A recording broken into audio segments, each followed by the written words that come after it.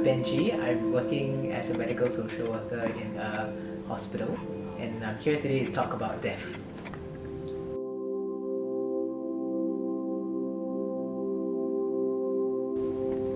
This young guy, he was in his 20s, he finished his university education, and he actually took over his father's, or rather was helping out at his father's chicken rice business lah.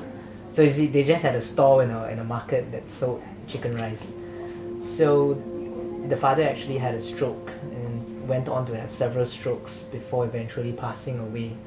This was a young guy, you know, he had just finished school, and you would imagine him like any other young person out there who had just finished university, go out, get a white collar job and things like that.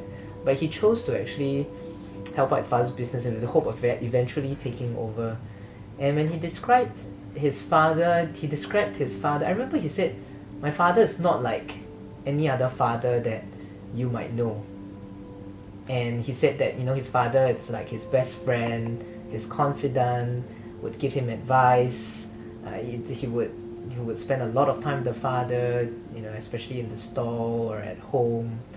But I thought what was interesting is that when he talked about his father, he said that this was a father that it's not like any other father I knew. And it really showed the kind of relationship that he had with him. But when he passed away, it obviously affected him a lot. There was a lot of what I suspect to be guilt about what more he could have done, you know, for his father and things like that. Eventually one day, you know, when a person is ready enough, he or she goes back and just recollects all the positive, all the happy memories that they had with this particular loved one. Because death in itself doesn't have to be like losing somebody. It can just means like an introduction to a different way of remembering somebody lah. And death also, I think, seems to have this power of making people feel or take different actions or take different courses in their life lah. I think I'm not sure if you know Steve Jobs. You probably do.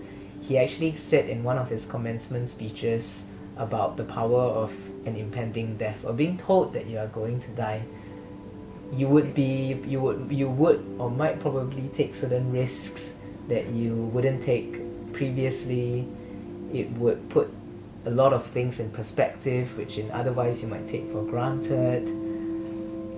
So I think that sometimes that's what death does. So thinking about death, or basically understanding about death, sometimes helps us in that way. You know, it helps us to really tear down all the other things that are not important in life and get us to focus or think about and remember the actual things that are really, really important to us.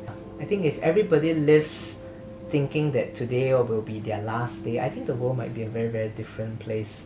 We might not be so keen to jump into an argument. We might be more willing to give, might be more willing to share, knowing that this might be our last day lah.